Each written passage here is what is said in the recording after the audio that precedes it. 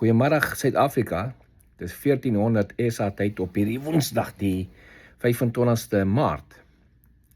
En ek is Morne Botha, die korrespondent van Koepel TV, regstreeks vanaf Nashville. Ons update op die Iran-oorlog. Eerste punt wat ek moet maak is die misverstand opklaar in terme van die skietstaking. Onthou president Trump het op Maandag gesê hy gaan 'n 5 dae hold sit op strikes. Dit beteken nie 'n hold op alle strikes nie, net die strikes wat beplan sou gewees het op die infrastruktuur, die energie-infrastruktuur van Iran. Die ander strikes gaan voort op militêre teikens, is nog steeds daar. Dit gaan aan hierdie week, daar's nie ophou nie. En dan wanneer die 5 dae ultimatum verby is, as daar nie wesenlike vooruitgang is met die peace talks nie, dan gaan daai strikes voortgaan. So dis op hold vir op die oomblik, om die mense kans te gee om met mekaar te praat. Dan vat die mense, met wie praat hulle? Met wie praat Amerika? Onthou, ons sien kort die Iranse foreign minister kom uit en sê, nie moet praat met my nie, of met ons nie. Ons doen nie onderhandeling, ons gaan nie met Amerika onderhandel nie. Dis wat hy sê. En hy doen dit vir die benefit van sy populasie. Hy wil hulle wys, ons is nog sterk. Ons staan sterk teen Amerika, en hy wil hulle nog onderdruk. Maar Amerika praat nie eens met hom nie. Daar's chaos op die oomblik in die leierskap in Iran. Chaos. Want 4 vlakke van leierskap is al uitgehaal. Beginnen met die Ayatollah en sy mense, en toe die volgende groep en die volgende groep. Dat sal tot by 4 vlakke uitgehaal. So, daar's faksies binne in die leierskap van Iran, wat nou op hulle eie by mekaar kom en opstaan en probeer kyk wat hulle vir hulle self kan beding vir die toekoms. Want hulle weet, dit kan kort gelewe job wees as jy 'n leier word in Iran. So, die kanse, dit is met wie Amerika praat, ander faksies binne in die leiergroep van Iran. So, daar obviously weet nie van dat Amerika met hulle praat, of hy weer van my wil dit bekend maak nie. Want dan gaan dit wys as baie groot faksies aan chaos in sy eie regering. Maar, die samesprekings gaan.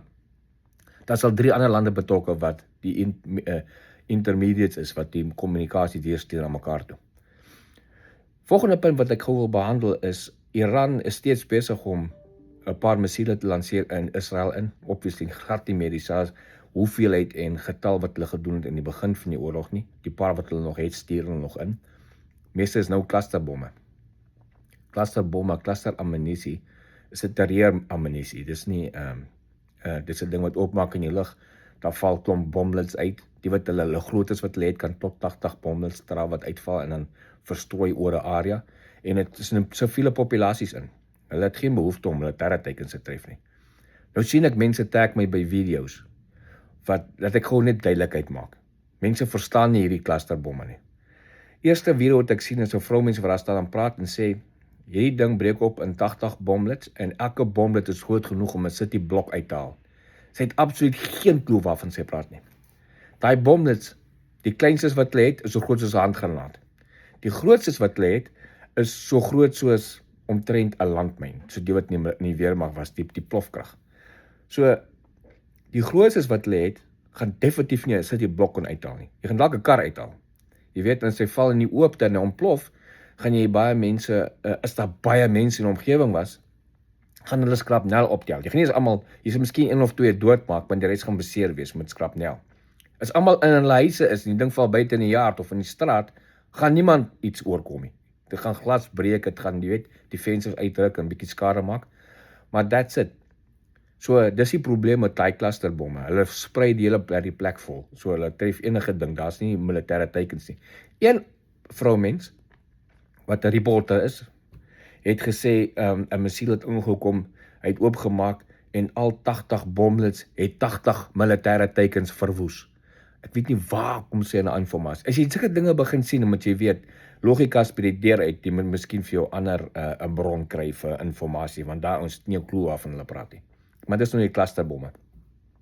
Intussen het die UAE en Saudi-Arabië gister bekend gemaak. Hulle is besig om hulle militêre magte gereed te maak om nou offensief te raak. Hulle is nou moeg vir Iran wat 4 pyle en drones in hulle stede en in hulle lande inskiet. Hulle maak reg om Amerika te join om offensief te gaan. So nou begin die buurlande van Iran, wat Iran so aangeval het, hulle Sowjeteikens, maak nou gereed. Daar is nou Saudi-Arabië en die UAE maak gereed om offensief in te gaan. As hierdie ding nie onmiddellik stop nie. Tot Rusland het gister opgekom en vir Iran gesê, Iran mooi gevra, julle moet nou dalk onderhandel vir peace.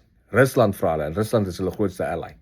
En baie mense het gesê, ja, maar Rusland support. Ja, Rusland het hulle support met informasie, maar nie met wapens in die laaste 3 weke, 4 weke, en die kan hulle se aankry nie. Maar Rusland self het nou vir Iran gevra, dis miskien 'n goeie idee om nou te onderhandel vir peace. Want die probleem is, Rusland soek allerlei wapens wat, die drones wat Iran nou in die buurlande inskiet.